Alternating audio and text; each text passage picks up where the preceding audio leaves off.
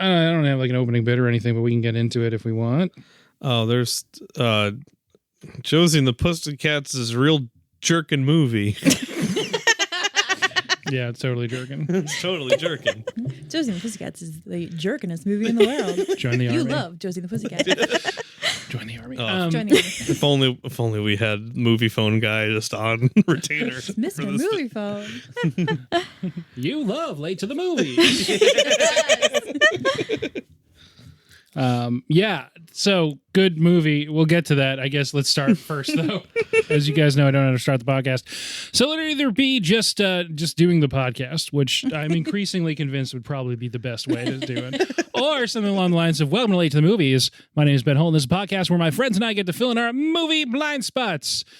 Every week, we'll pick a movie that either I or a guest hadn't seen before and really should have by now. This week, that movie...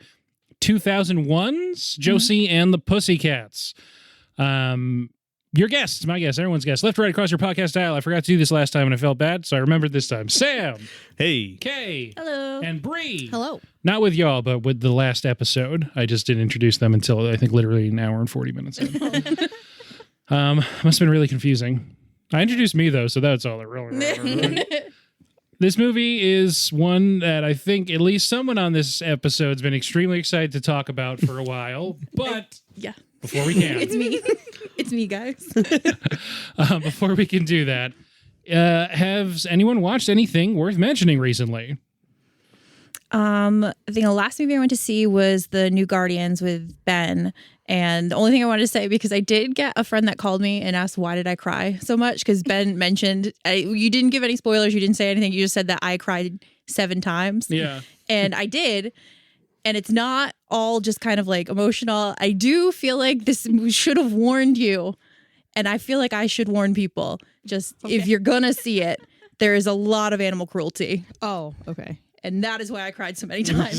Yikes. It had a great ending, and it was a cathartic ending, and the people that do the cruelty die bad, and it's a good thing, but it's a lot. It's still in there, yeah. I think I saw some tweet, and sorry, I don't remember who it was from, but yeah, like trigger warning if you have, a dog or some kind of pet that has a face that sort of looks like a raccoon, maybe skip this one. Yeah, and it's like one of those things that like it's going to end terribly for them, like because they're being so aware of like how horrible things are happening. But I did cry every single time. So maybe I'll watch Guardians by myself. Yeah, that sounded like a yikes from me. Yeah. I'm sure by the time it's on streaming, there'll be guides of this is the band of time to skip. Like for Megan, when it was like, here's where the dog doesn't have a good time. Yeah, something like that. Yeah. Except it'll be, like 8 or 9 chunks of 5 to 10 minutes each. My goodness. Do I want to watch this movie? I do think it was overstating it, but it's just like the structure of the movie is they keep going back to Rocket's backstory. Yeah. Okay. Yeah, and so that's what's happening. Gotcha. You have to guess it's not great. Yeah. I played the Guardians game, and he talks like they don't show it, but he talks a lot about how bad it is. Yeah. But I liked that movie a lot. It's sat really well with me since seeing it.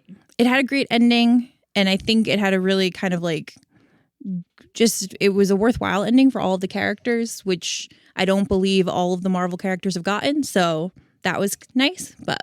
And I think we talked about this too, but for me, it was like a last hurrah. This was, as far as I can tell, the last MCU movie that I was excited to see. Mm-hmm. Like going forward, there's nothing coming up that I'm that excited about. Stuff not that I'm gonna like throw it in the trash or whatever. If it's good, I'll watch it when it's on streaming, but nothing that I'm anticipating. Mm-hmm. And it's so definitively the last time James Gunn's gonna make a Marvel movie, considering he is now the competition. And actually was before the movie came out, but whatever, time works weird. And Batista's been very much like this is it for me. Zoe Saldana said the same thing. So yeah, it's kind of over for a lot of people. So it feels like a clean break. Mm-hmm. And like you said, it is a pretty cathartic ending, especially if you're looking at it through that lens, which it feels like circles I lurk in online seem to feel similarly. Yeah. I mean, I'm good. I love the first one is still probably my second favorite Marvel movie behind Thor Ragnarok. and I'm good. Like I liked 2 more than most. I feel like a lot of people kind of thought 2 was a dud. I If you enjoyed like it. 2, you'll probably like this one. Yes. Yeah. And That seems to be the way that people I feel about it. even liked the little bit of the Guardian stuff I got in Thor 4 More Thor, and and that is not my original. Yeah. And for them, I still have only watched Thor 4 once. I liked it. I didn't think everyone else friggin' hated it, so I almost want to rewatch to see what I missed. Maybe tonal shifts don't bother me as much as they do other people. Maybe the goat screaming bit played a little harder with me than it did with other people. Goats don't even do that. It was a That meme. was a fake meme. Yep. It's not what goats don't actually scream. I hope people realize that. Yes, this is They don't scream like human men. it was a sound effect scream that Yeah. has been put over a goat. A default sound effect that comes on Apple products. Yep. Whatever. Anyway. So funny. Debunked. Yeah. You're busted. The world at large. Yeah. I did think of something else I had seen. Yeah, go for it. I watched If it sucks, I'll cut it out. So just Yeah, take, okay. take your time. I watched your the shot. Netflix documentary Perfect Bid, the Price is Right guy. I heard It's about a that. it's a new Yeah. it's a cute little like hour 15 doc. Like it's just a teacher from, I think he was actually from Massachusetts, but maybe he wasn't, and I just lied about all that. But or maybe he was Keep it. from, like Pennsylvania. We're claiming him. He's a middle school math teacher, and he was the youngest of like a big family, and he watched Price is Right growing up to a point where he started like understanding that there was like copy or like they had repeating, that's the word I was looking for, repeating products that they needed to like keep showing out at the same prices.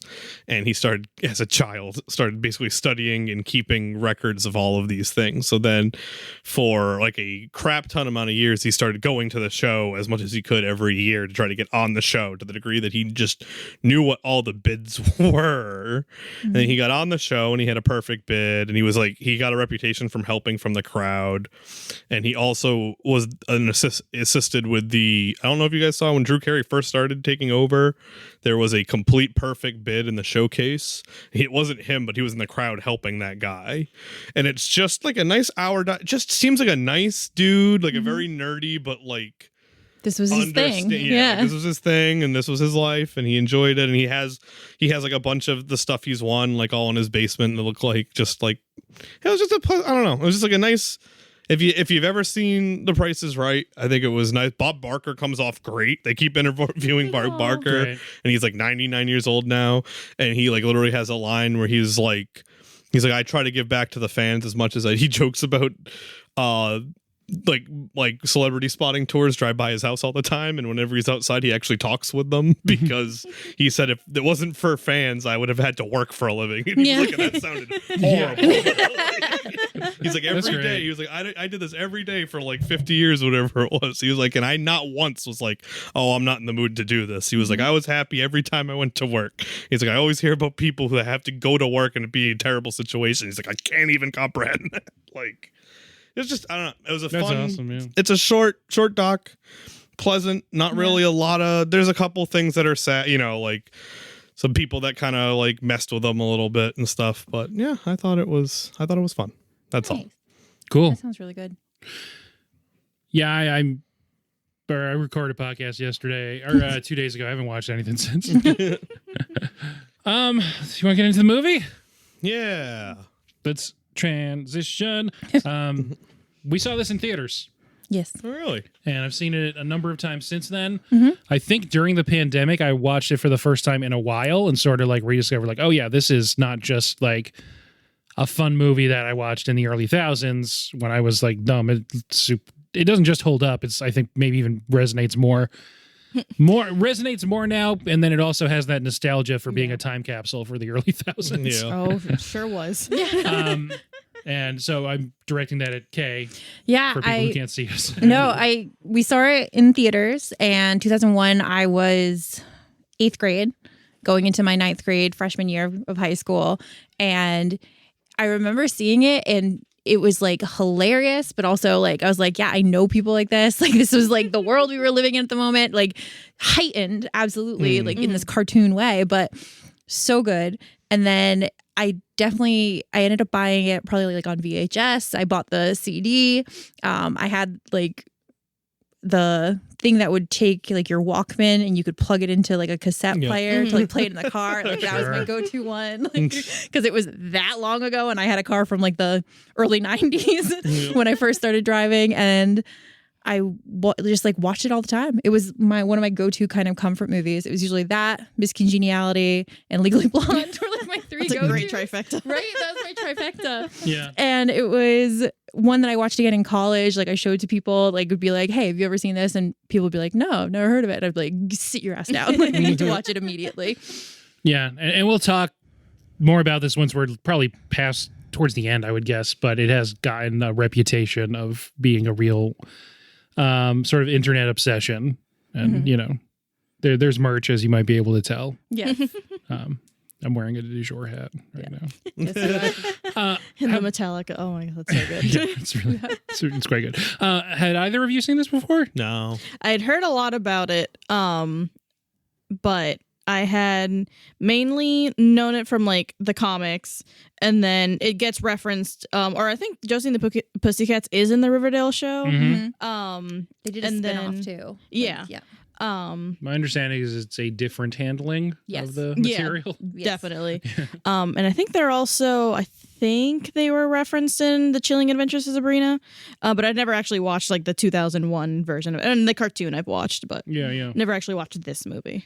Yeah, I think 2001, I would have been in 6th or 7th grade and a real dirtbag of a kid. So I probably just wrote this off as a girl's movie that I didn't need to see. You sound like critics in 2001. Yeah. On that note, let's transition even further into a 1-minute plot summary. Who's feeling 1-minute plot summary? E. I can do it. Okay. Start the clock. It's going. So there's Josie and some Pussycats, and that's going to be a whole thing later. And they're just a little rock band fronted actually by the Letters to Cleo woman, and but really Rachael Leigh Cook, and they're just playing music for the love of it, but they want money. And then Ellen Cumming kills a bunch of '90s comedians, and then is like, "Hey, we're gonna sign you guys record unseen or anything unseen." And then they're like, "Cool, that sounds good." And then American consumerism happens at an alarming rate, and there's a lot of ads for things, and Josie's mad at Rosario Dawson, and then Tara Reid's there, and then they all uncover an international plot, and the government wins. That's the movie. Fair. Yeah. So as someone, also there's a guy. Alan M. He's just generic. I think that's like part of the joke, though. Yeah. He's just the guy who's here too. Just very generic. Yep. Extremely generic. Not even that attractive. Yeah, you literally Yeah. asked me, is this guy supposed to be attractive? And I think it's it's part of the best Yeah. that it's like the sexiest man in Riverdale was like his tag when he was like jumping at the beginning. He's just some yeah. guy. Yeah. Oh my god. Alan M. implying that there's a number of Allens. Yep. Yep. Yeah. Just they're lousy with Allens. I really love Alan Cumming's whole bit where he's like, he's leaving, goes like, see you later, Alvin 12. He's like, As someone who appreciates guys popping up and being able to go, hey, it's that guy. Did you really like this movie? The beginning of that movie. Like the funniest thing to me. Breckenmeyer. So all four of them come on the screen, and I go, "Is that Breckenmeyer?" And then it takes me 2 minutes to realize that there are two much more famous actors in that group because I was too busy being in Donald Faison. Also, okay, for the Greg rule, I don't want to skip all the way to the end, but it is funny when DeJour shows up at the end, Spoilers. and they clearly just couldn't get those three famous actors to come back and they film had him the for scene. one day. And like, that was it. And then So they It's just had him just the full one in cast. guy. It's the one guy who does not have a Wikipedia page in the cast list. like Seth Green was literally like, it says here in my can't hardly wait contract that I only have to do 1 day of filming for this Josie and the Pussycats movie. Yeah. So beginning, it's the du jour cold open. So good. They sing Backdoor Lover. They get on the plane. Du jour means friendship. Does Jor mean seatbelts? Du jour means crash positions. The plane goes down. Hey, that guy jumping out the window looks a lot like Wyatt. It's so good. It was the It was the put the Chevy to the Yeah.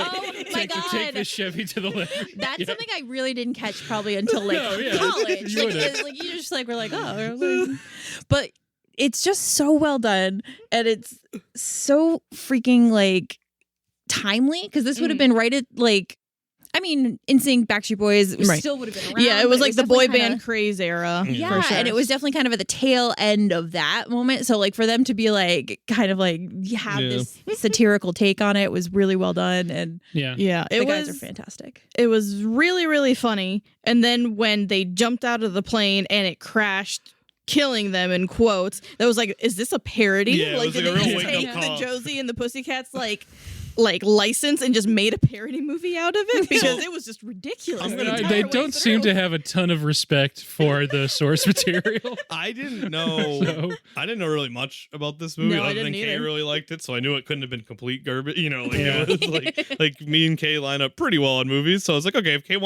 Kay was really excited to talk about this movie, it has to have some kind of zhuzh, you know, like there's got to be something going on, and like when I'm like, oh, he killed them. Okay. Like we're 10 minutes into this movie, there's been 4 murders. Yeah.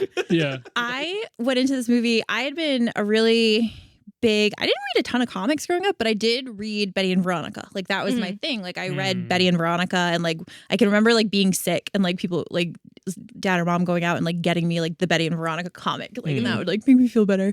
But so I had a little bit of knowledge of like the material, The world. So I can't remember what my reaction was like going into this, but I must have been like, "This isn't Archie's. What's happening here?" Yeah, I there's never- explicit murder happening, Yeah. like conspiracy going on. Yeah, like I didn't read, I've never read the comics, but like based on all of these worlds being canon in the same universe, like Sabrina the Teenage Witch, obviously in that world magic is real. Riverdale being Twin Peaks but bad. I don't know if that's all in the comics. So like that's kind of how I maybe saw this movie. It's like, well, it's so ridiculous to the point of like parody that maybe it makes sense that some big government conspiracy like makes sense in this world like this because of the other things like being weird. So I think it's just like there's been so many, particularly recently, takes on kind of the world of Archie comics with like the Chilling Adventures of Sabrina as well as Riverdale and like all the spin-offs that have come of it, that I feel like this world in particular just lends itself to people kind of like picking and choosing and kind of doing what they want with it. Yeah. And I do think that the kind of like over the top cartoony nature of everything that happens absolutely makes reflects sense. and feels like it fits with the comics themselves. But yeah, there's not many murders like, and things like that happen, which Riverdale would disagree as well. Exactly. So- And the Chilling Adventures of Sabrina. Very true. Do we think that Wyatt has the serial killer gene? Stop. Oh, Riverdale is so bad. So it's just to kind of get this in here early, first off, this is music month. We're doing movies about music, whatever. You guys get it now. You can tell it's in the description. Tonally, because we're sort of saying like, oh, is the tone, how to place it? Kind of referenced before, people did not get it at the time. A lot of people didn't get it. You did. Yes. But critics didn't. Roger Ebert gave it 0.5 star. Yeah. Oh, man. He said some really mean things about it. He said that they're not dumber than the Spice Girls, but they're as dumb. So like Yeah. shots fired at the Spice Like, I Girls. didn't understand. Spice I Girls remember just catching reading that and being like, strays. why did he have a personal Yeah. vendetta against like the Spice Girls? He also gave Spice World a 0.5 star. Which Oh my is God. like, I mean, it is a terrible movie, but it's also fantastic. And we shouldn't be doing that. Yeah. Whereas that's a like, well, that's just not for him kind of situation. Like this is just like, oh, you didn't get what they were doing. And a lot of critics are like, oh yeah, I mean like it's kind of funny, but it's weird how much product placement's in there. So it's so hypocritical. It's like That was the You're biggest not getting issue. it. Like the biggest issue people had was how many like products were being like trying to be sold, and we're like, no, that's literally Like, the what- joke. They Yeah. weren't The even joke. they weren't even subtle with it. Like that was No. the plot She was- of the movie. Isn't like a in a shower McDonald's that shower. was- Yeah. The aquarium with Evian with on the back Evian. wall. It's like, those aren't freshwater. Like, Yeah, I said that. I was like, I hope they're not in Evian water. Yeah. The fight scene at the end where there's like a top-down shot and there's a big Advil ad on the floor, which is literally wouldn't have been able to be seen by people. I said it to her halfway through the movie. I was like, you think there was like any big like ad person that was like, you know, like they're like, oh, we have an ad in this movie, you know, like they go with their family and it's like, hey, daddy made a deal for this movie, and then they're like halfway through and they're like, hey, wait a second. Uh-oh. Oh, no. Can we Everybody did. Can we get all these Evian things out of here? Yeah. Oh, it's a bad look for me. Apparently, Bono got it, but and said he loved for it. Bono. But, I'm glad. But so many critics just did. Bono's flying to Africa, giving them food and desperately trying to get them to watch the show. You need to understand this. My culture doesn't. Everyone in Ireland hates this movie. Get Desmond Tutu on the phone. He's going to love this. They need to see this movie. There was, so it's not, I guess it'd be easy to say it's ahead of its time just because of the reappraisal that's happened since, but it's not like satire didn't exist before. There just seems to be a reluctance to allow this movie to be smart among people who were seeing it at the time. It's probably because it was 3 women. Yeah, I was thinking it. Yeah, that's it. Directed and written by Harry Elfont and Deborah Kaplan. Deborah's a woman also. Surely not capable of satire, I guess. Yeah, I mean, there's also the license. Like this happened more with video games in my youth, but it's like when there's a license attached to something, like you kind of automatically assume the quality is going to go down, and you think like whenever there was like when Dark Knight came out, or even Batman Begins, I guess before that, Batman Begins came out, everyone had to be like, oh, but this movie's actually good. You know what I mean? Like there was like that expectation that this licensed movie was going to be bad. I think it's recently that's gotten better, but I think in the 90s, like there wasn't a ton of licensed stuff that was actually looked at as being great, and that could be part of. I think people thought, oh, this is going to be a quick grab. We're going to sell merch. Yeah, we're going to sell merch. This is a tie-in to sell comic books. We're going to sell a soundtrack. You know, we got 3. You know, we have 3 It girls. You know, on the front of this thing, like, and I can see the Roger Eberts of the world watching Mulholland Drive and giving it the amount of slack, you know, like of like an arm's, you know, like a mile of slack. I'm not saying it was a bad movie, but more just like you can do whatever you can do whatever you want with it. But I'm saying like with this movie, he probably walked in with 0 slack, and then within like 5 minutes, it's like, oh, this is this is a parody. You know, this is low class everything, and like once you've given up on it, and I think I really agree that it probably had a lot to do with the 3 main leads being 3 women. And like at this point, Rosario Dawson hadn't had, I think, a really big breakout role yet. So the 2 that would have been kind of coming off of something were Rachel Lee Cook coming off of She's All That, and then Tara Reid.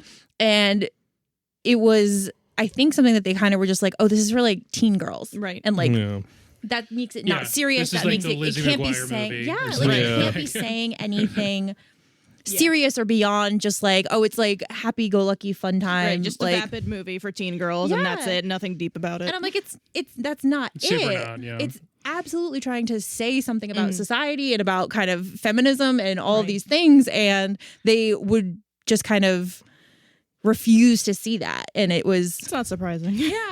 And it was frustrating, like at the time, because of just like the way that people reacted to it. It reminds me, I don't know if you've seen I think it's called The Cult, where it's the same thing, where like it was a complete bomb at the beginning because it was just, I think it was 4 girls in that movie, and people just thought it was bad, and now it's a cult classic because they're like, oh no, this movie's actually really smart in what they did. And I think it's the same thing where like they just saw a bunch of girls and like, oh, this is a girl movie, not capable of saying anything smart, and then just wrote it off, dismissed out of hands. On principle almost. And I find that satire sometimes is hard. It's a hard sell, and it's like something that people, particularly because I don't remember the trailer for this, and I didn't look it up, which I should have done, but I bet the trailer was just like, these girls are like in a band, and they're going to make it. And like early 2000s. And so people were like probably going into it being like, oh, okay, so this is like for kids, and like I'll bring like my kid to see this, and like that's not at all what they're trying to do here. There are probably a lot of parents walking out like, that movie hit deeper than I thought, you know, like at the time, that were or just not knowing what to make of it at all, because you're probably not in a headspace to be engaged about,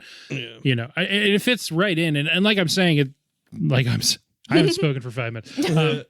like we're all saying, it's got so much more going on than people were giving it credit for. And not that it would be the first one to do that, but just because it's, centering women so much that it's not being taken seriously. Yeah. Also, the music slaps. That The too. music is very good. That Freaking too. good. I still have it on some of my mixes. Like I still will be like driving along and I'm like, she looks at me with the every time. It always comes up and I'm like, heck yeah, I'm ready. Good shit. I was having a good time with the opening shot where they're playing the song together in like that studio, and they have Tara Reid on drums, and Tara Reid's just doing the same thing the whole time, but like the track was like doing rolls and stuff, and she's just happy-go-lucky, just doing 4/4 time, like. I do think like as you watch it, depending on probably when they shot it, they are far more like together and on key. And we looked this up because I knew that they had actually played the instruments. Yeah. And they had like, I think Tara Reid says like at one point it was like a 2-month band camp basically where they played the instruments for 5 hours a day. And they were probably editing it badly. So it was for more them. just so that they like had their hands in the right spots and like it didn't look like they were just like hands everywhere. Tara Reid looked like she knew how to play drums. Yeah. It just was more weird that like every time they'd cut to her during like a roll or something, she like wasn't they doing didn't it. have her Yeah, doing bad it. editing. Yeah. Or maybe they made it look kind of funky for parody reasons. Yeah, maybe that too. Was not to jump super off, but it was similar earlier. Did Heathers have the same problem? I think Heathers also wasn't great. I was at just the trying to think beginning. of other movies, like a little. One of our most listened to episodes, people really love Heathers. And maybe it was just hitting Heather- at the right time because of the musical and Yeah. the show. And I think My Heathers is a Laugh. cult classic, though. It is, That's- absolutely. Yeah, I don't think people liked Heathers at the beginning. Again, Yeah, not that's understanding. we the- definitely the called it a satire. cult classicon. I don't have the numbers in front of me, but yeah. So I think that's all part of it. Mhm. The 3 people in it, Tara Reid didn't have to audition because American Pie was already out. It's interesting. So American Pie, Tara Reid. Yeah. While she is a blonde popular girl faux show, she's not really a bimbo. She's No, not she's really just like a like. person in that. Yeah, and it's like this her is- only role when yeah. she's just like a normal person. Yeah, then this movie. I don't know if this was the first movie it happened, but I just feel like Tara Reid's entire career from this movie on was just be as dumb as a stump. Like, it just- Yeah. Although I think there is some like Not enough saving. people saw this, so it must have just been Yeah. a choice. I Yeah. guess. I do think there's some saving grace to Melody in that she, in this movie, like the character, like Tara Reid's character, is. I mean, absolutely played to be like dumb blonde, like all of Yeah. that. But like then she has those flashes of like she'll say something really insightful. Yeah. They'll be like the part where Alan Cumming's offering them the contract and like Rachael Leigh Cook is like, doesn't this feel like it's happening fast? Doesn't that guy seem kind of weird? And she's like, yeah, didn't you notice like how he's like folding his thing? Like he's really like insecure and like thinks no one really loves him. Yeah. And like things like that she'll just like Yeah. say. And Yeah. So she didn't have to audition for Josie. Well, the other 2 did have to audition. Rachael Leigh Cook wins out over Maggie Gyllenhaal and Zoe Deschanel. Huh. Apparently they loved Zoe Deschanel, but they didn't want to go with an unknown, so they went with Rachael Leigh Cook. Oh, my man. gosh. It's 2000 probably when they're casting it. So. That probably would have changed her entire career.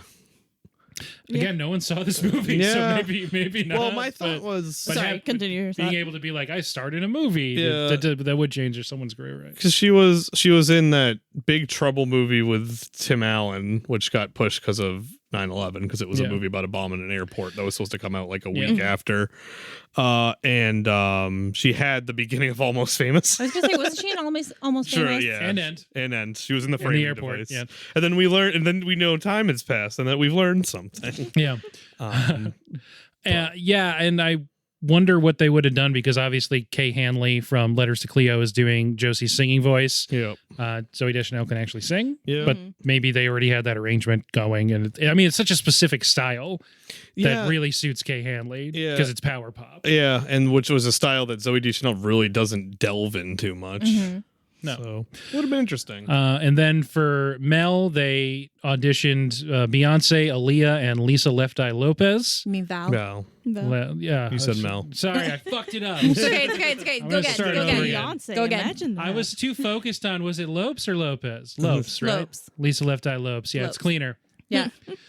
Yeah, let's take it from the top. Go again. Is this a podcast for my friends? Yeah, so they said Beyonce was too shy. for Val. Yeah. In 2001? And then she was doing They Gold wa- Member I was just 2 gonna years say, when was later. Austin Powers? Well, they wanted someone with a more steeped in comedy, and I guess so Rosario Dawson was more of a fit in that sense. It would be weird if that role was Beyonce. Right? Yeah.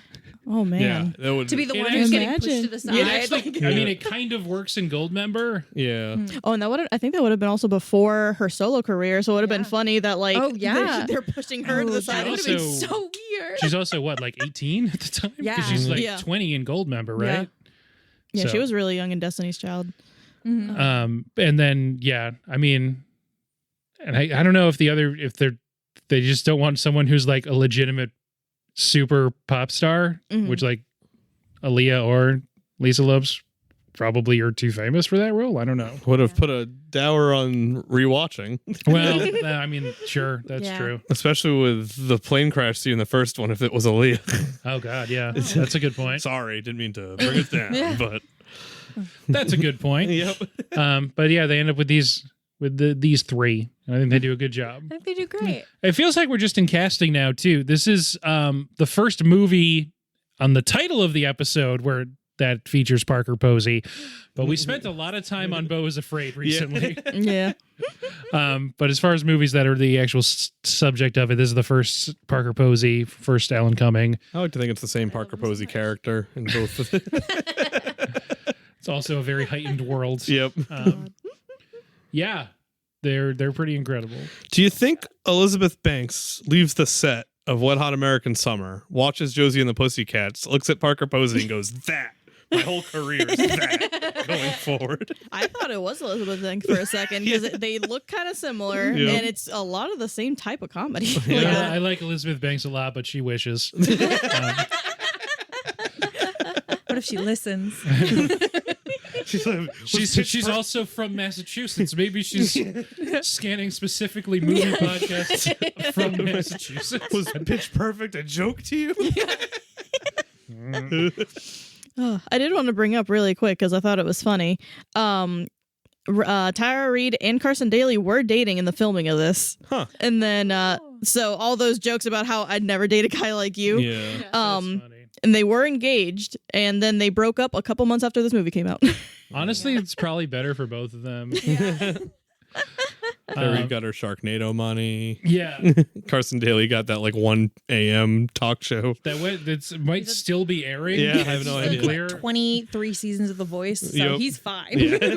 Yeah, always forget he does that. Anytime I'm walking by the Yeah, living room It's and him. you're He's watching there The every Voice, single I'm like, episode. He's the only damn. one who's been there every time. he's just, yeah, Death Taxes and Carson Daly on The Voice. Carson Daly getting paychecks. Be on their 80th different arrangement of actual like judges, but it'll still be Carson Daly. Carson Daly probably has like $500 million. Oh, so we just probably. don't know. I mean, he's been consistently working in TV for a long time. For literally He has been doing the daily download with Carson Daly since 2013, and he's still doing it. Jeez. 13. It's syndicated. Good for him. Good for him. Let's talk about the movie. So Carson Daly. So we already said the du jour scene, plane crash. Oh, de jour. Wyatt's in Riverdale. He's on the prowl. We see the opening scene with three small words, and they're in the bowling alley. They're leaving. They're getting taunted by these girls who were wearing pink. And then, they're home, whatever. Alan M's some guy. She's working on cars. Mm-hmm. Let's go. Oh, this sucks. Let's go feel better. They go to the mall. Orange is the new pink.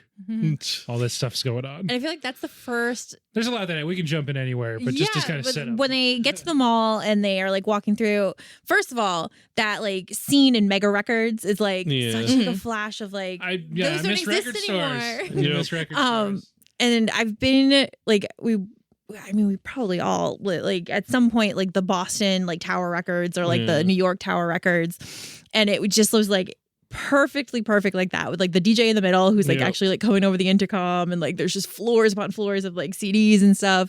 But also it's the first time you get the people walking through, and they did that like montage coming in of like this store, brand, and then like one of them walks in and it's just like it's like, I love my new pink shoes. Like, Yeah. your pink shoes are great. We love our new pink shoes. Is red the new pink? And like, you walk in and you're like, oh, shit, like, okay, that's a lot. Like, what's happening? That guy wants SEMA. Yeah, and it's like, you don't drink. I think I should start.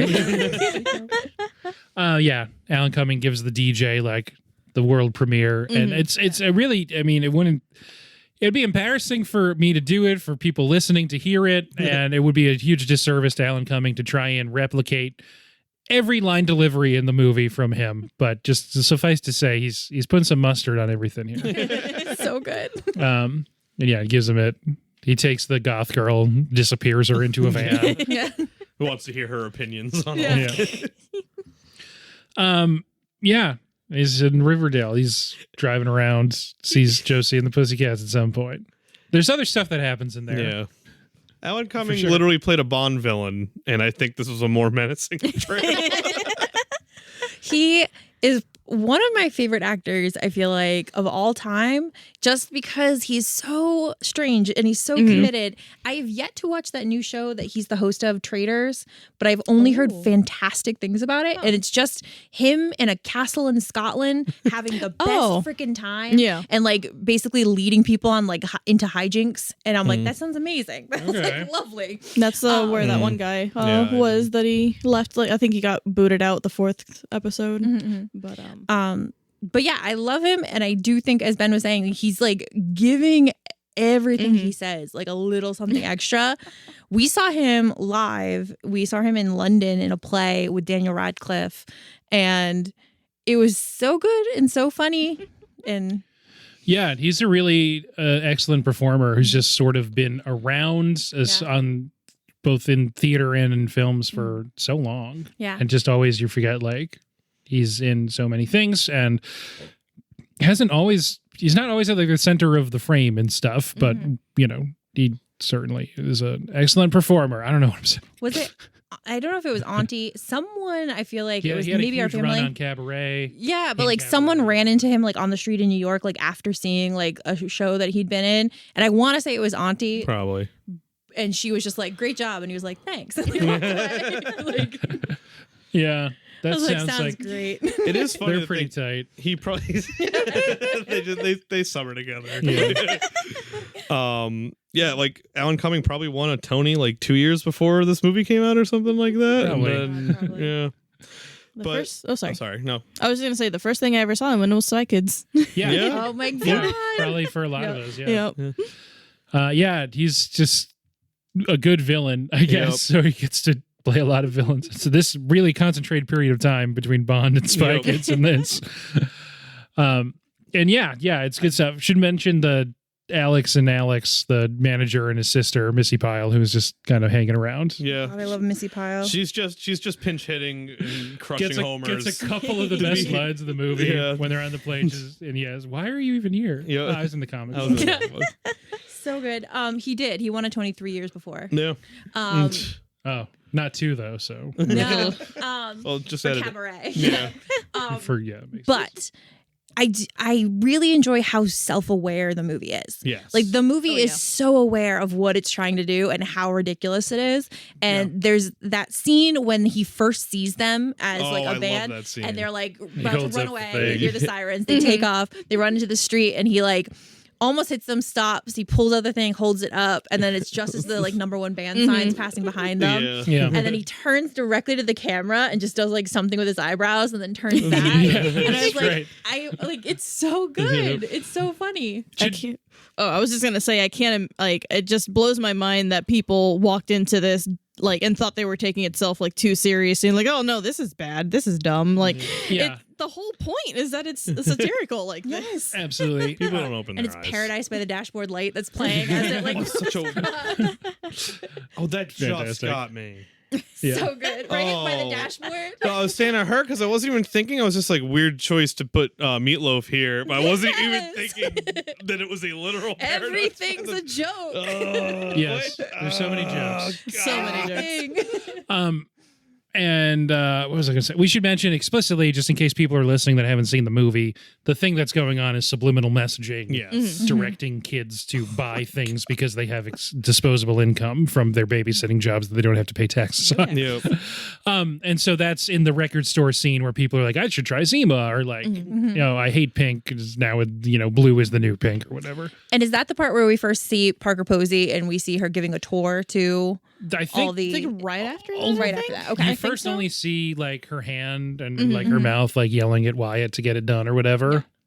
And then eventually you see her like showing government officials from the Pentagon into her underground lair. Like, it's like a ride. Like they bring them in and things like it's like the Jurassic Park thing where it explains like what's going on. Yep. And then she's like starting to talk and she's like, the Chinese guy gets it, and he's like just nodding at her. Yeah. In between that is the makeover montage where the Pretend to Be Nice song is playing, which I mentioned because that's the Adam Schlesinger song in this. Yep. Anytime there's an Adam Schlesinger song on this podcast, we have to mention it. R.I.P. buddy. Contractually obligated. Yes. And then so they're in the city, which they only call the city because I'm sure it's not New York City Right. Yeah. in the comic books, but it is very explicitly like TRL's just around the corner. Yeah. So, Yeah. it is, I guess. It doesn't matter. Well, But TRL wasn't just around the corner. That's a good point. I haven't got there yet. That's a good point. Yeah.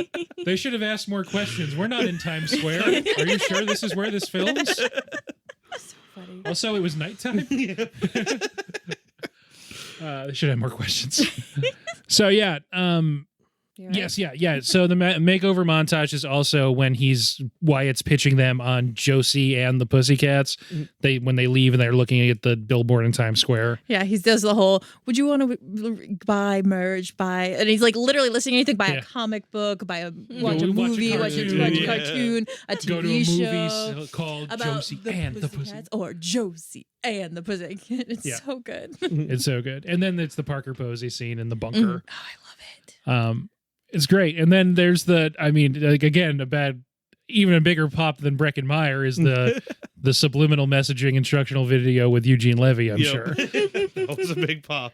I looked up yesterday, like apparently they tried to get a few other people, or they were kicking around ideas of other people, and nobody wanted to be in a comic book movie. Like no one that they'd kind of were like thinking about wanted to do it. Different time. And they had a producer who was also a producer for American Pie 2, which was filming, I guess, not too far away. So they literally took the cameras and went to the set of American Pie 2 and just had Eugene Levy do it there. Oh, that's so funny. And I was like, that's perfect. And it's definitely aged really well. And he said, like, Eugene Levy has said since that when he thought about it, he thought his kids would really think it's funny and like would really love it, like love the movie. And so that's why he did it. And it's like people like are like, that's Dan. Dan would love this. I'm Eugene Levy, and yes, I am an actor. Everything he says there is extremely funny. Yep. And the button on that scene, well, before that happens, she says lights, which is just Lights. yeah, it's just great. And then the button on that scene is someone asks, "Oh, what happens if the artists find out or like don't go along with it?" And she says, "Like we have a highly rated program to show exactly what happens to them." And it cuts to like a montage of behind the music, and everyone starts like. And starts clapping. Really loved, like the woman from India like leans over and is like, I really love the one on Leif Garrett. It's like really funny. For the kids listening, that used to be a TV show. It was extremely popular. Yep. That was about like bands that broke up or had horrible things happening to them. Yeah. Later on, they'll show like a fake episode of the black, Captain and Tennille one. black guy that got pushed out of Captain and Tennille. Yep. Called The Chief. Yeah, the chief that Val is watching, and it's like, oh, okay. So they're not saying this explicitly, but they keep pushing out black people from these successful groups. The funny thing about Behind the Music is it had like at the time is it had that stupid like commercial break. It's like, and then stuff went very poorly, and then it would like show the same picture and the negative and then it would just cut away. Like that's Behind the Music was kind of the impetus for like a lot of that stuff. Mm-hmm. Yeah, and I like that Eugene Levy also introduces like the DNA animation from Jurassic Park style thing about subliminal messaging. Bingo. Yeah. Subliminal message. Yeah. So good. Then they record Pretend to Be Nice. Then they while Rachel Lee Cook, who already has very done up hair. Gets her very done up hair done up again. Yeah, extremely done up. Yeah. Her hair just keeps getting wider over the course of the movie. She actually flies away at the end of the Yep. Oh god, so good. And that's when they play that song that is by Adam Schlesinger. I got it wrong last time. Whatever. Gatorade's the new Snapple. They record it. There's a montage of all this stuff happening, and like they're going up the chart and up the chart and up the chart, which is funny if you know music. Those charts are updated once a week. Yeah. There's like 5 different places that they're on the chart, and then at the end of the montage, they're like, "Isn't it weird that all happened in 1 week?" Yeah. And Wyatt starts to make a phone call with like really ominous music in the background, and then one of them goes like, "No, it's not weird," and he like shuts his phone. Yeah. It's so good. Everything that's happening, like the background is always funny too. It's just, it always fits. Like if you look at like all the things that they have, branding just everywhere, always. And it's just So they cut back to Parker Posey, and she's talking with the Pentagon guy, and they say that the name of this operation is Operation Big Concert. Yep. They're gonna have forgot about Operation Big Concert. They're gonna have a big concert and convince people to buy like peripheral headphones with ears on them to listen, and they're gonna pump the subliminal messaging directly, which is to conform. Yeah, and this is when she's wearing it has like all the feathers like popping out. I just want to mention that prior to that, they had mentioned that the new style was going to be Buffy meets Chicken Run. And I laughed so hard now. And that's what she's wearing. It's Buffy meets Chicken Run. It's Buffy meets Chicken Run. I don't think I've ever picked up on that. This is when she also says that like we got Mr. Movie Phone to do all the subliminal messaging. And then another period of its time. Yeah, again. And then that's the end. The end of that scene is where the Pentagon guy's like, the kids will never know what hit them. And she goes, and neither will you. And then they have the whole bit about like, hey, what did you say? Yeah. We all heard you. Yeah, everyone heard you. And neither will you guys. Meaning the kids. You're I was making just my point. emphasizing your point. And he went, oh, okay. She goes, that was close. And they do it all over again. It's so good. I feel like that is something that they don't really do too much anymore, but that was very much something that like Austin Powers did that. Like around that time, that was very much like a Yeah. Or a lot of like evil laughs, was a good bit. and then like, what? I heard laughing. No, I had something in my throat. Well, what you're describing is they just don't make comedies anymore. So That's true. the kids don't know what camp is at all. Everyone's defining it weirdly online constantly. The Met couldn't get it. Everyone says everyone thinks camp now is just being in on the joke, and like it's no, That's not it. For real. Ugh. like I'm wearing these jeans because they're bad, and we all get it. That's can't. No. Yeah. Get out. And then they're getting ready for a party. Fiona, who's Parker Posey's character, is holding a party for Josie and the Pussycats. Oh my God. When she comes down the stairs. Yeah. Also, leading into that, when they're like, do the like, what's in their head, and it's like, everyone's looking at me. They think I don't belong here. Everyone's looking at Josie. No one thinks I belong here. If you're happy, then you know it. And she claps, the lights turn off, and you see her face for a second go completely like, did I do it? Yeah. Oh, the right before that when they're getting ready and she's doing that in the shower and keeps dropping the loofahs. She did it like 3 times. So, and then when she comes out and sees the beware of the music, screams and then fixes it. And is like, that's a little better. hard. Yes. An iconic moment with the mirror. God. So good. Yeah. Just later, du jour was in my bathroom. So they go to the party. Yeah. Fiona has like a weirdly show-tuney version. Why do you do what you do to me, baby? Yeah. As she's carried down the stairs, she goes, welcome to your party. Yeah. And then she does this thing with her shoulders, which I literally just can't get out of my head, where she's like, let's go be girls. And she goes and then walks away. And it's like everything Parker Posey and Alan Cummings do is like It's so good. like affected and over the top and just the absolute best way of just like this heightened sort of character. Yes. Mm-hmm. And it is, I mean, they are like in the text of the movie, they are like posers. Yeah. Yep. But it's still working on like the camp level. Then they get to the room and she's like, let's gossip. And she does like the thing with her hands, and then it's the portrait behind her is doing the same thing. Oh my God. That is such a so weird scene. And it's like so well done that like you're just like, what are we supposed to be doing here? And then they leave and they're all like, that was fucking weird. that was Like, what weird. the heck? Like refuses to eat one Pringle and it's like, I'm such a pig. Yeah. She like smells her, asks her how much she weighs. Yeah. Like 118, 115, I beat you or whatever. Yeah. It's like that's real weird. And it's like, you figure out later, once you know what's going on, that like she has just never had friends. Right, Like, she's yeah. never like had anyone to like have a sleepover with. And it's like, okay, so that's kind of sad now. But like at the time, you're like, what is up with this lady? Yep. They're watching the band as they're discussing how weird that was on like closed circuit. Oh, Yeah. it's so good. And The cold chill. Fiona and Wyatt are just gonna kill the other Pussycats. Yep. And then Josie goes to the aquarium with L&M. Yep. They see some manatees. There's an Evian. No, it's tank. beluga whales. whales. They're beluga whales. They're beluga whales. I didn't remember. Sam, that is beluga whales. I was very mad.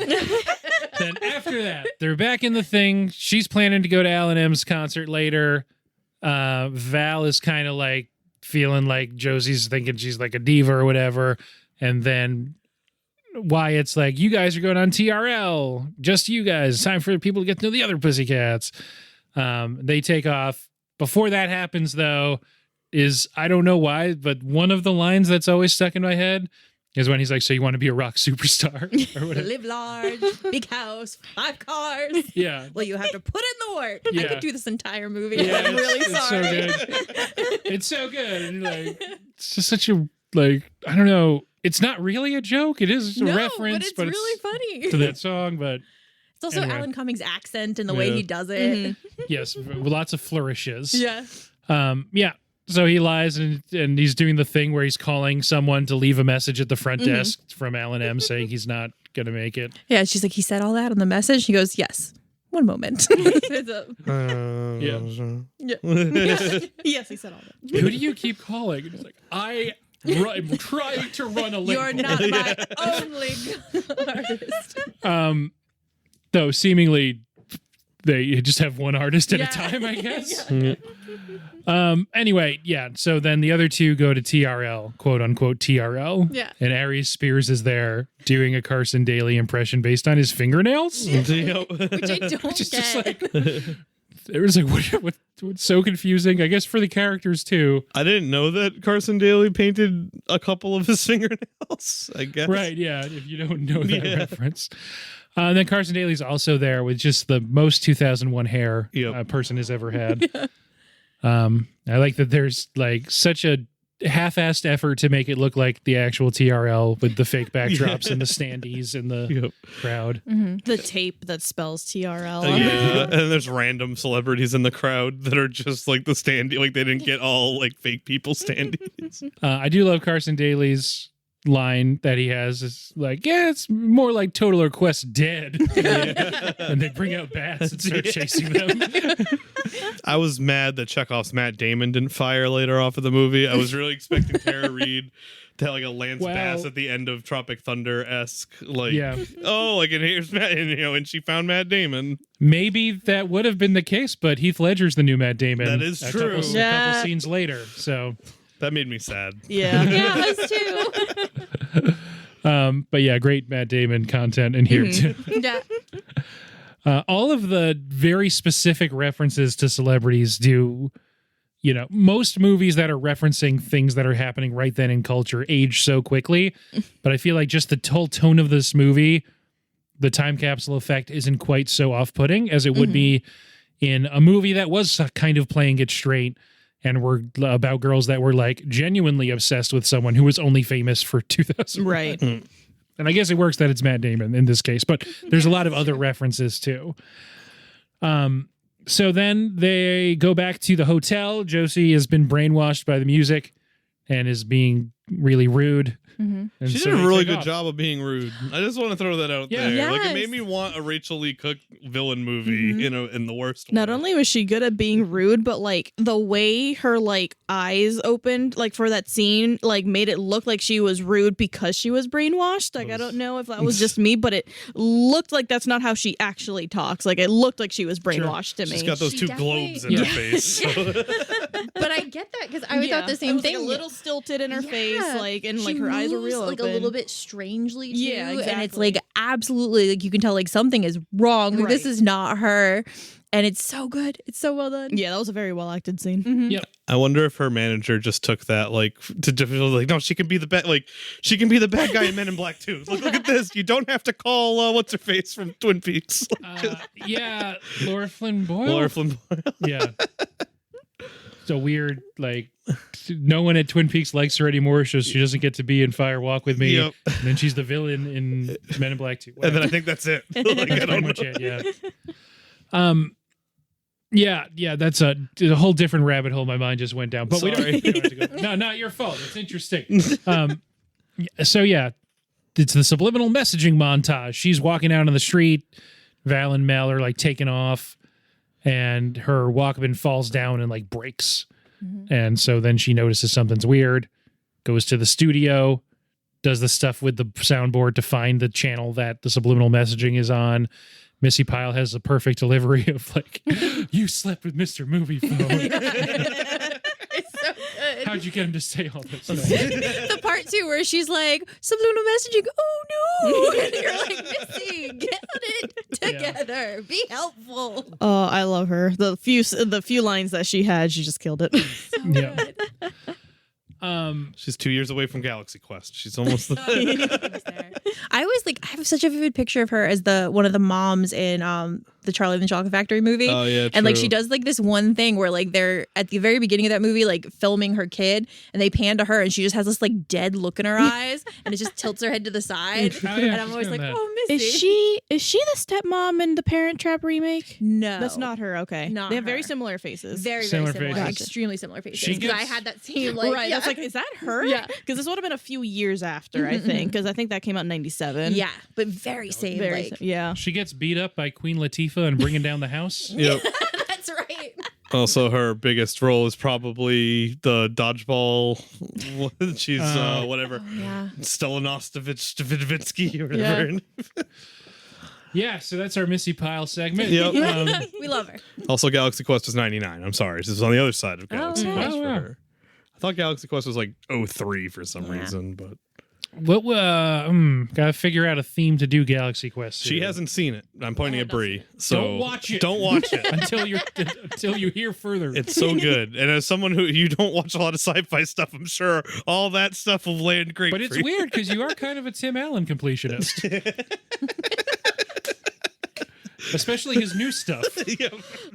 Every episode of Last Man Standing. Oh my god. The new Santa Claus series where he's complaining about hipsters in Brooklyn and their fedoras in 2022 or And whenever it came out. it's just in general his conservative TED Talks and Twitter.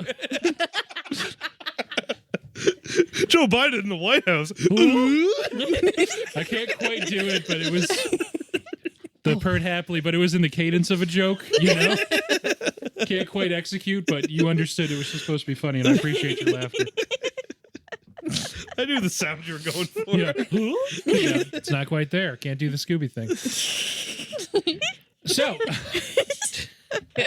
So Fiona runs in and they basically like grab Josie and bring her to Operation Big Concert at the Mega Arena downtown. So good. So nondescript. Yeah.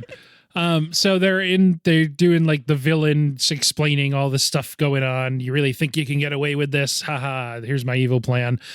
We're gonna, and then they show her, they bring in Val and Mel and they show her the MTV news segment of them, you know, slowly burning to death in a fiery hell pit. Yeah.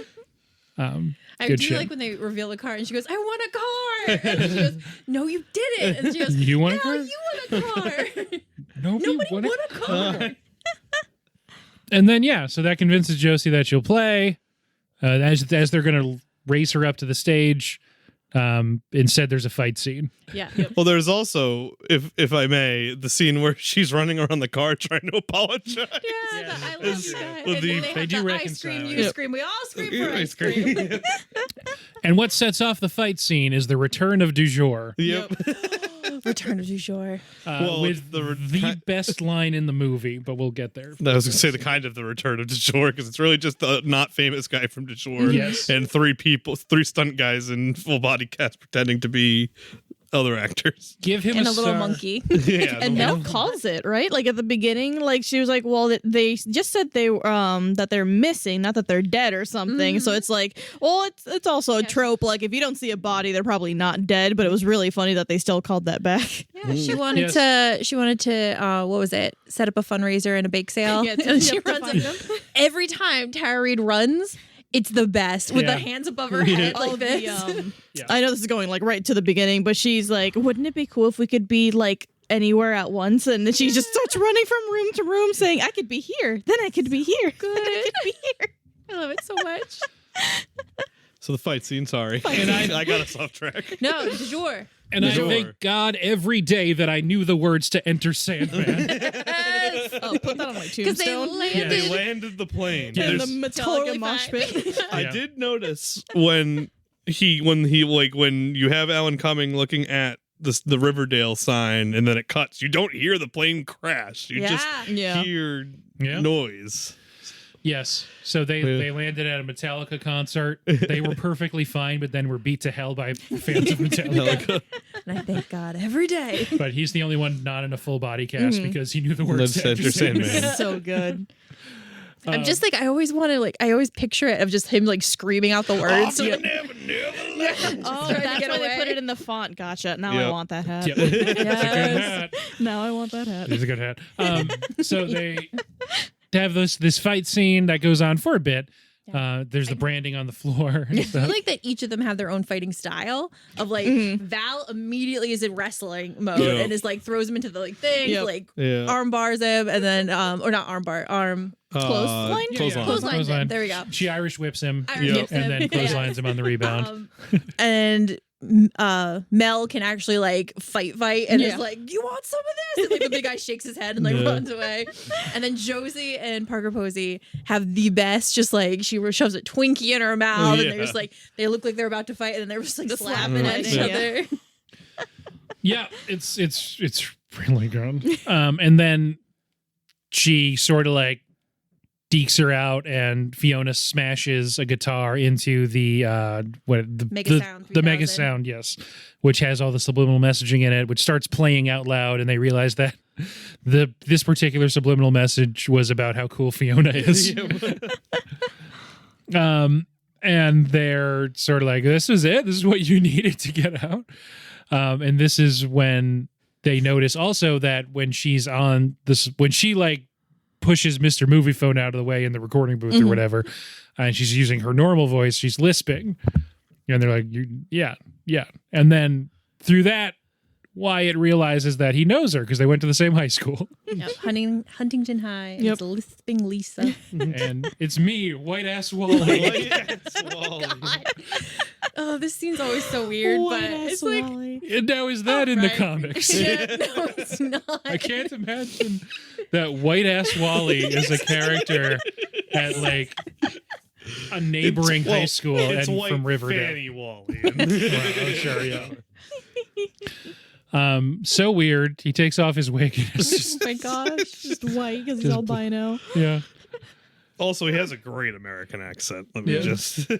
he It is does. good. He Yeah. does. He does. I love also like the sort of low tech solution of like, but he was an albino, and he just like obviously smears white makeup on his forehead as if to be like he's wiping away makeup to Yep. show what's underneath. And it's just like one line. Yeah. And they're like, yeah, that's him. I can put it all Makeup. together now. Yeah. So they get arrested because the guy from the Pentagon shows up and does the like, I'm hearing of this for the first time right now thing. I think before that, Missi, Pyle, and the other Alex, they're both named Alex, is like, what was the moral of this? And he's like, I think it's just that you need to be like yourself and be okay with who you are, and that's it. And she's like, I'm like perfectly fine. I don't have any issues. Then the Pentagon guy walks in and goes like, holy shit, there's a skunk on that woman's head. He goes, "Oh, it's just your hair, but that's messed up." And then Josie is like, here's all the stuff that happened. And they did this. And he goes, they what? talking like that. You knew what was going on the whole time. You're just like, yeah, sorry. We were going to shut you down after this anyway. Someone's got to take the fall. It turns out movies are a much better use of subliminal messaging, and then Josie and Pussycats is the best movie in the world. Oh, join the army. He shows up on screen. Really funny. So good. Super Yaki also has that on a t-shirt. Ooh. Then they actually play the concert. Mm-hmm. She does the thing with the ears, the be yourself bit. Then they play that song's good that they play there. Spin arounds. Yeah. That's a good one. Yeah. I always like power pop. And as we've spoken about at length before, I really like songs that sound like they would play at the end of early thousands high school or teen movies. And this is one of those. Letters to Cleo is like right, the perfect. She did that is in maybe multiple always Letter to movies. Yeah, because Letters to Cleo is like playing on the roof at the end of 10 Things I Hate About You. Yep. So yeah, literally that. Literally her. That's funny because I like the opposite. I feel when it comes to that genre, I like movies that feel like they're gonna start teen songs that they're gonna start teen movies. Okay. Like the whole The Middle by Jimmy Eat World is like the perfect example I can always think of. That's a good one. It's such a good one. Yes. It's so funny. So there's Alan M shows up again as this is maybe the second time we've mentioned this, I guess, kind of main character, not main, but somewhat integral. Not really. No, you could do this whole movie without him. Confesses love to Josie. She returns, they kiss or whatever. There's like a montage of them like hanging out from different parts of the movie, or maybe back in Riverdale after the events of this. You don't really know. The movie ends, and there's it's sort of a blooper reel over the credits. Mm-hmm. Yeah. Miss those two. Yeah. It's always fun. I like when Pixar used to put fake ones into the end of it. Oh, yeah, the animated ones. I liked it, except for the fact that they would start doing that like a month later to try to squeeze out some more. Oh, you're right. Yeah. Like now with bonus content Yeah. at the end. You got to go back. Yeah, and that's the end of the movie. Great movie. Great movie. Great record. Yeah.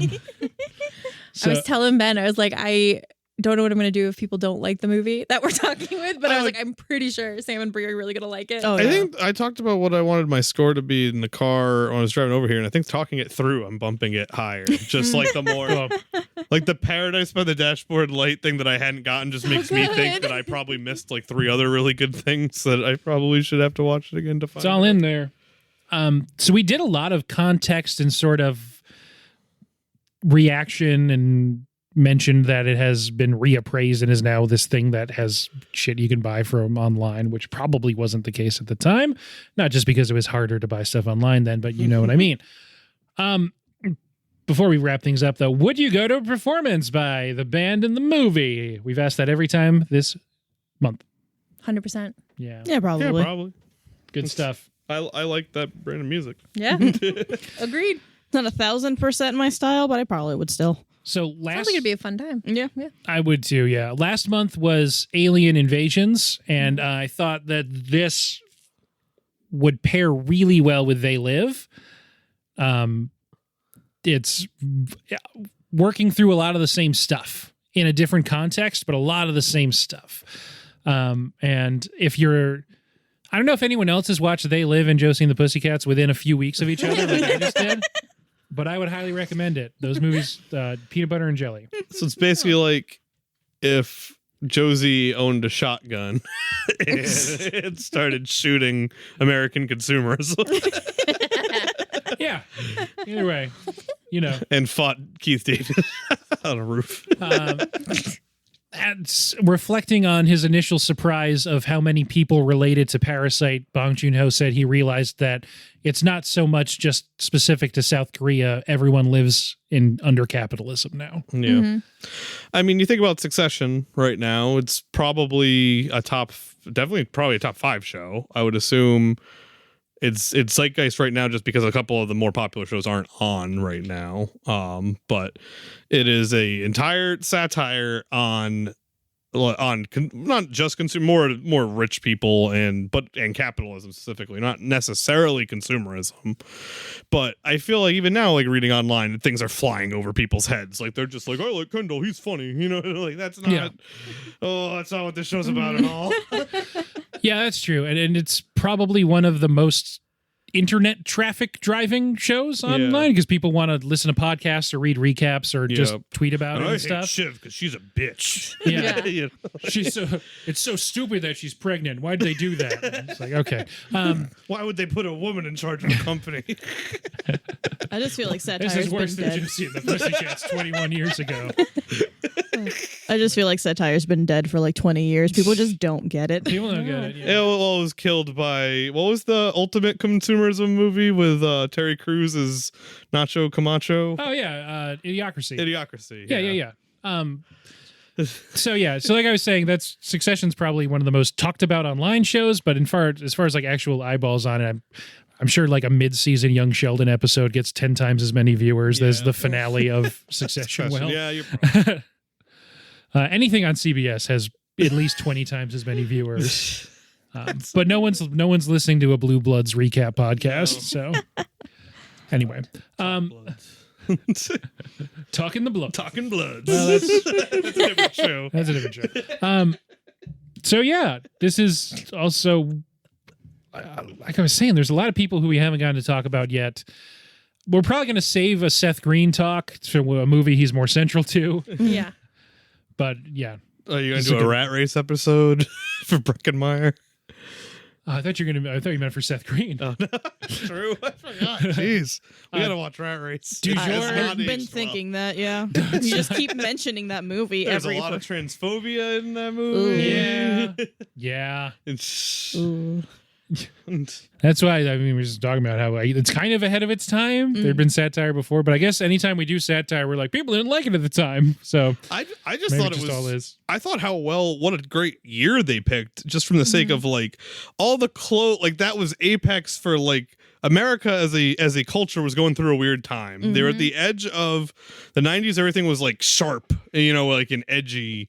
And then that kind of birthed weirdly this weird, extremely colorful, Glittery. very, very consumerized look that of the early 2000s. And this was like a perfect snapshot movie for it. It's definitely slightly coming back into vogue. And it's like The Y2K, that's coming back. It's absolutely something that like I have a lot of kids I see at like the school that like are wearing stuff that I'm like, I own that. Like Yeah. I own that at this age, like in middle school. Right. Like wow. It's interesting. Like I feel like we're probably the age perfect for the nostalgia of this period because I feel like you're always nostalgic for your youth period. Even you're not as nostalgic for the period when you're actually like late, teens, early 20s. And maybe that's just because we're still young, relatively speaking. But like, to like people that aren't, it's like, I know. we could theoretically still be wearing hip stuff. But like, I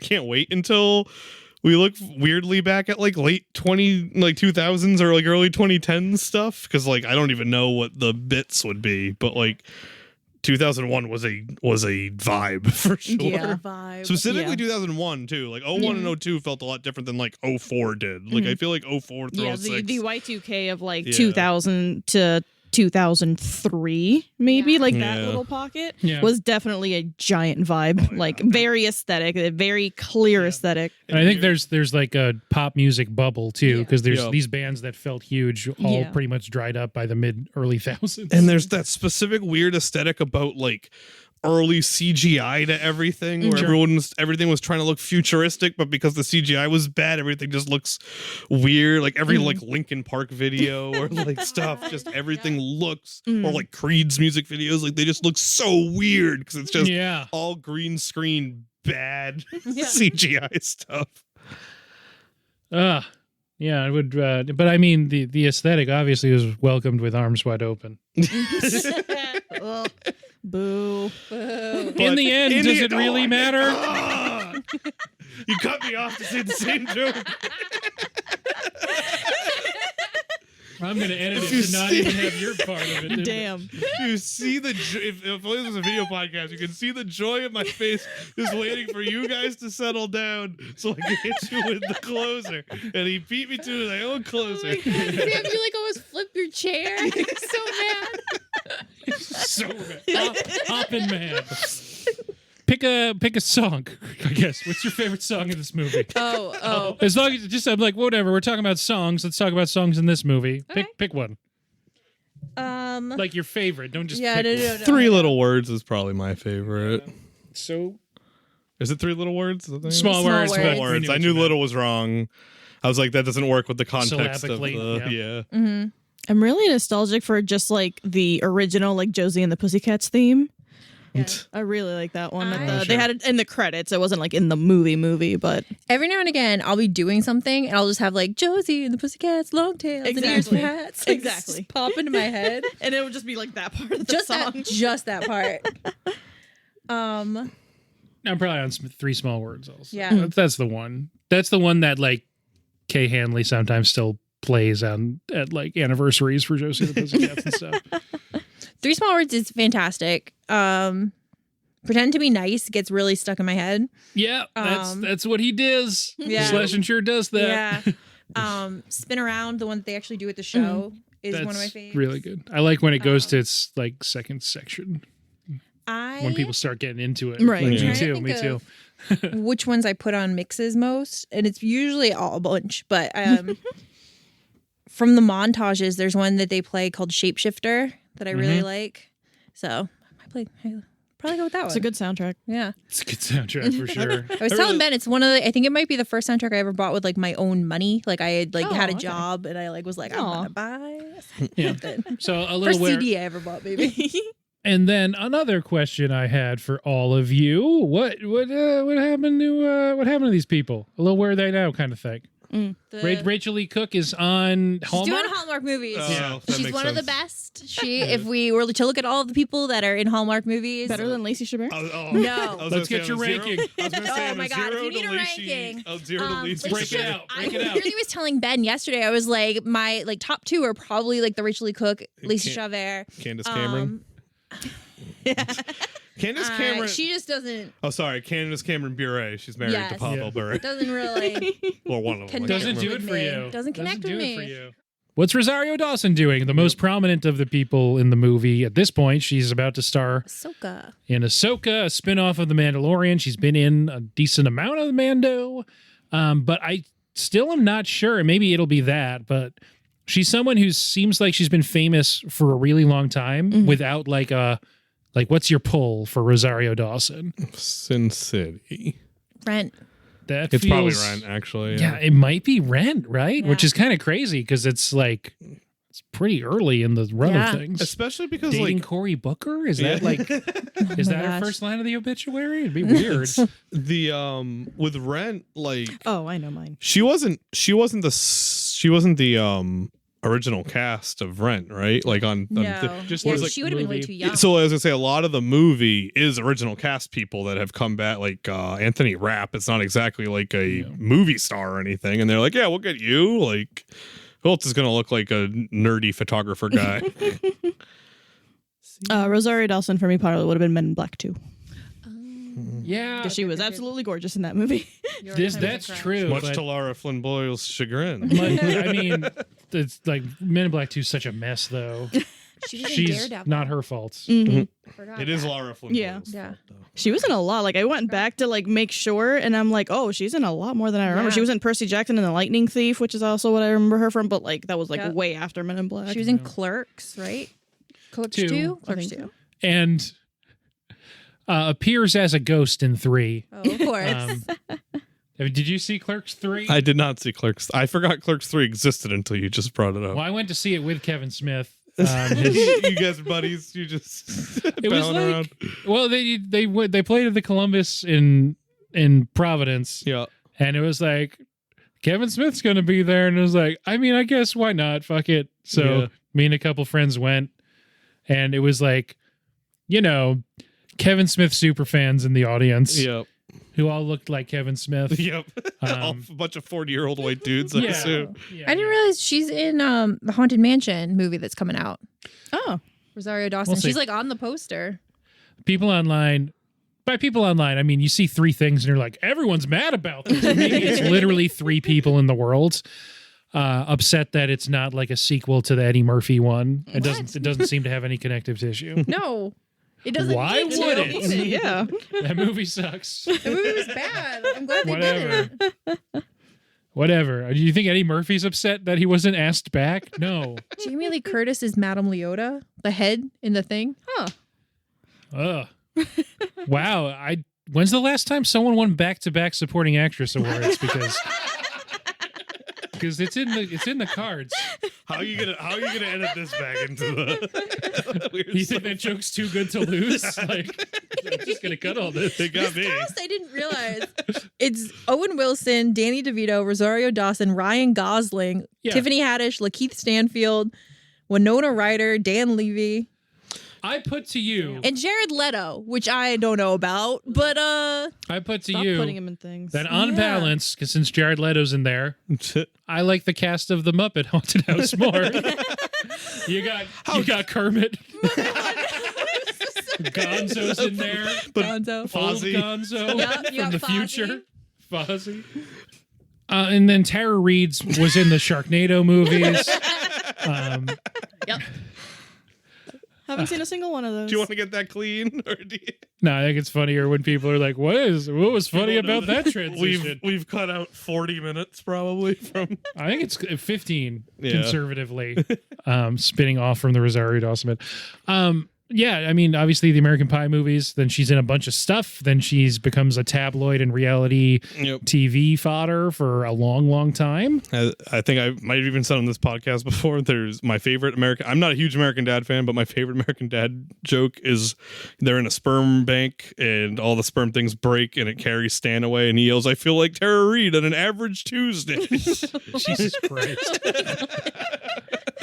But that was what she was for like 10 years. Was Yeah. just that the butt end of that. I'm not saying she deserves it. Just that's, Yeah. That's one of those people from that time period that I kind of just like. Yeah, I hope they're good now. Yeah. Because I'm not going to look into it because that people not a good time to be famous. A lot of No. people didn't come out unscathed. Well, like Paris Hilton, like faces the same backlash, but like you Seems can pretty stable, and you now. can at least like throw your hands to. She's an heiress. Like she has she money. started rich. She didn't need. Yeah. She didn't need to do stuff for Yeah. money, really. Yeah, and then and Tara Reid probably doesn't deserve any of this. No, it's like And by probably, I mean she definitely doesn't deserve any of this. it's like the South Park Britney Spears stuff where it's Yeah. just like people are just want to kill them. I guess. Yeah. They want them to kill themselves. Maybe. Like leave people alone Yep. a little bit.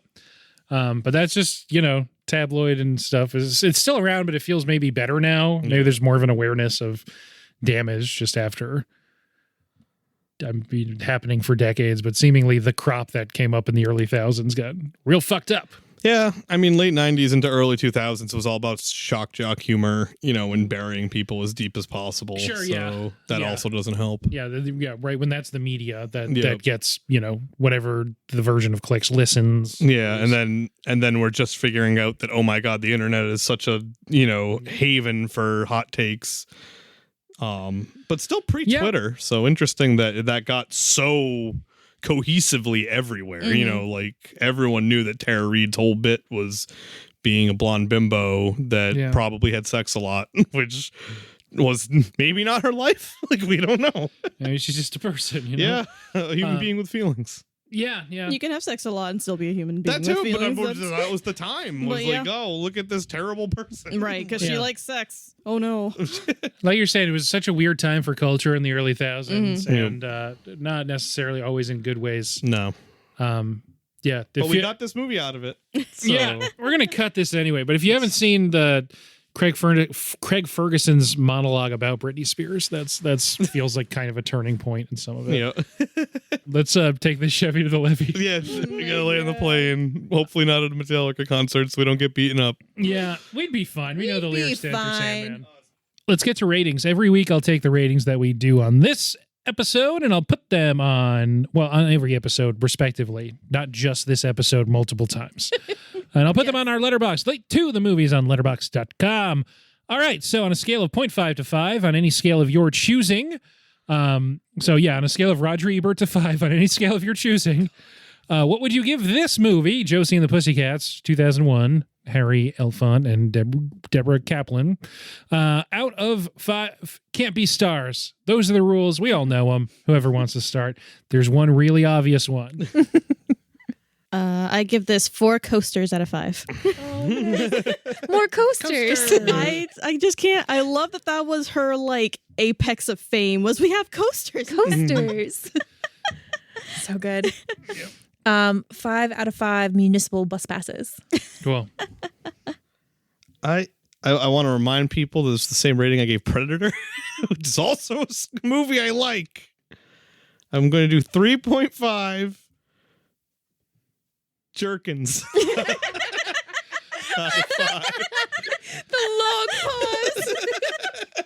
Made it so much worse. A terrible mouthfeel on that one. Yes. Du jour means 5 stars out of 5. That was the one. Du jour means friendship. Yeah. Yeah, okay. I mean, great movie. I liked an it. assortment of ratings, but we all liked it. Yeah. Jerk this. I'm 4. I'm up to 4. I'll give it 4. 3.5. I'm sorry, Predator. Sorry, Predator. Sorry, Avatar. I feel like that was because you were like, oh, I need to start getting like, because the high scores need to mean something, so I need to have like good movies or a 3.5, like a B+. Yes. That is how I feel. I feel like I'm giving everything a immediately 4, and then it doesn't matter if I give everything a 4. Yeah. And But now I immediately switched that like Predator is your second lowest rated movie. Yeah. I try to Draft go by. day. I did like this movie more than Predator, but I felt like it was in a similar. All right. I do try to go by how much fun I had with it, not necessarily how good or bad the movie is. But Yeah. unless it's just really bad, but I think this one kind of high quality and very fun. yeah. I feel like this is Kay's draft day, and she picked a better movie. Everyone gets one. Everyone gets one. I watched the sequel to Mean Girls, so I feel like we've all had But that one. was for Mean Girls. Like we caveated the Mean Girls too, but we when talked about when we Mean do Girls. the House Bunny, then you will know. Yeah. You will know that House debt has Bunny been was paid. good. Yeah, you're right. That was the peg that made it so we could do Mean Girls. Yeah, we talked about Mean Girls too. What 10 minutes? Yeah, Bree doesn't like Mean Kinda Girls long. too. Yeah, it's like as a personal awful favor movie. to you. I watched Mean Girls too. A terrible movie. That so whatever. We There's can't no do. We stakes. can't It's relitigate. awful. No, once we do Literature Month, we'll do Easy A, and that'll be my movie. Except that movie's good, so like, I guess That's that doesn't next count. month. That's next month. Oh, that's next month. What movies That's are you next doing? episode, maybe. What movies are you doing? But let's get into that. So this is the last episode of Music Month. We had a great time. 2 of my favorite movies we got to do this month, so that was really good. Scott Pilgrim and this. Nice. And then the other things we did, I also loved. And next month is going to be, we'll see in a week if I've come up with a snappier title, teen movies adapted from classic literature. So we're talking. You just I just watched She's the Man. You just watched She's the Man. How recently? We can keep recording. Literally, like It was right around the time I Thursday. watched that documentary. Okay, Thursday, I that's think. close enough. We'll just come back. I have tomorrow I can off. do that. So yes, She's the Man is in there. I I think. would have to actually watch it because I only saw like 30 Oh, minutes. yeah, Okay, so it still there we counts. go. Perfect. Still counts. The headliners: 10 Things I Hate About You and Clueless. I would say are kind of the big ones. She's the Man is also going to be in there, I think. And so then for the fourth one, so She's the Man's number 3, fine. Either Easy A or that's not quite as clean of a 1-to-1 adaptation as the other 3 are, Yeah. which I'm fine Because with. she varies like They explicitly very- yeah, doing. very- Yeah, because they're Scarlet like Letter. Directly learning reference it. about it in class and Yeah, stuff. yeah, yeah. And then we could also do She's All That and just do more Rachel Lee Cook because that's Pygmalion technically, right? Yeah. Mhm. Thank you all for being on. We had Sam, Kay, and Bree. Thank you. Thank you. Woo. Yeah. Josie. You can find us on Stitcher, Spotify, Bing Podcasts, Apple Podcasts, iTunes, Jeeves Podcast, Nexus Podcast, Plexus Podcast. Make some of those up. Podbeans is the only real one of any of those. Don't even try to Google this. If you go to our website, late2themovies.fireside.fm, you can find all the places we actually are, including Instagram, late2themovies_podcast, Gmail, send Noah an email, see if he's checked it yet. late2themovies@gmail.com. What else? You go to TeePublic. There's been a recent run on the ladies 2023 shirts, very specific references that do not stand the test of time, but they're going hot and fast. Yeah, we got little Caesar's Pizza style shirts on there, and Hot and ready. they're hot and they're ready, and they're almost gone. I just got a note from T Public. They said if you don't buy them today, you're out of luck. They'll be a collector's item worth millions. That none of that's true aside from Podbeans. Thank you all for being on. I can't think of a thematic reference to end on, so goodbye. Consumerism Is bad. It's bad. No thanks. podcast is the new podcast. Yeah.